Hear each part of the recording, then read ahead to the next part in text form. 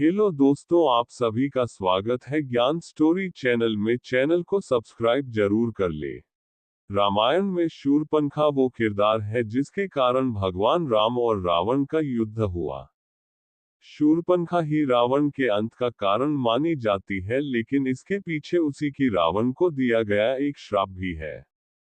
शूरपणखा से जुड़ी कई ऐसी बातें हैं जिसके बारे में लोग बेहद कम जानते हैं, जैसे कि शूरपणखा का विवाह किससे हुआ था, उसने रावण को श्राप क्यों दिया था और वनवास में वो माता सीता से मिलाने क्यों गई थी।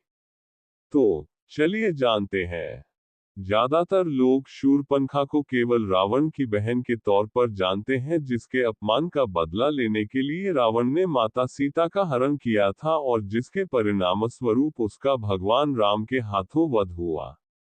लेकिन शूरपणखा की भूमिका इससे कहीं अधिक है। शूरपणखा ऋषि विश्रवा और कैकसी की बेटी थी। सूप जैसी नाखून होने के कारण उसका नाम शूरपणखा पड़ा। उसके अन्य नाम मीनाक्षी, दीक्षा और चंद्रनखा भी है। सुंदर आंखें होने के कारण उसे मीनाक्षी भी कहा जाता था।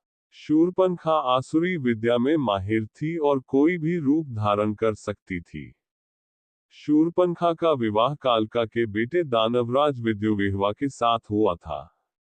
मान्यता यह है कि शूरपणखा का पति दानवराज विद्युविह्वा विष्णु भक्त था।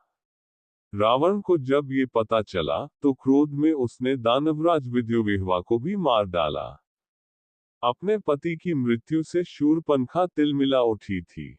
उसने रावण को श्राप दिया था कि मेरे ही कारण तेरा सर्वनाश हो जाएगा। रावण ने शूरपणखा के पति को मारने के बाद अपनी बहन को अपने भाई खर के पास भेज दिया था। खर दंडकारण्य में रहता था। इसी दंडकारण्य में श्रीराम वनवास काट रहे थे। जब शूरपणखा ने प्रभु राम को देखा तो उन पर मोहित हो गई और श्रीराम से विवाह की इच्छा जताई। राम ने खुद को विवाहित बता दिया तो वो लक्ष्मण के पास गई। लक्ष्मण ने न केवल उसके प्रस्ताव को ठुकरा दिया बल्कि शूरपणखा की नाक भी काट दी।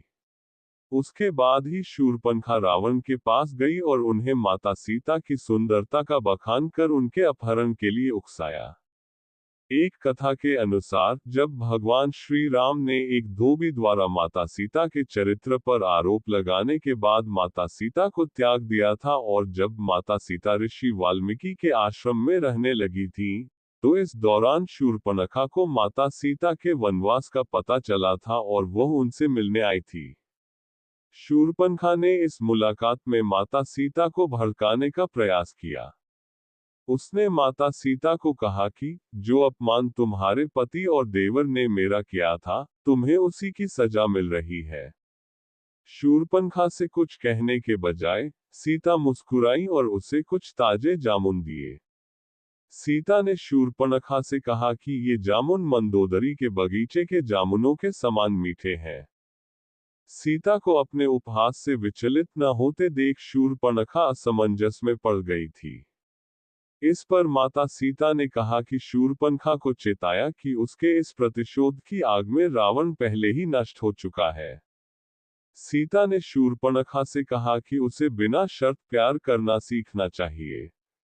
शूरपणखा क्रोधित हो गई और अपने अपमान के लिए न्याय की मांग की।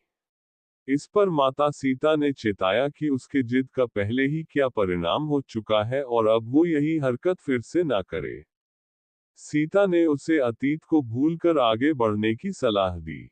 माता सीता की इस बात से शूरपणखा को बड़ी आत्मग्लानि हुई।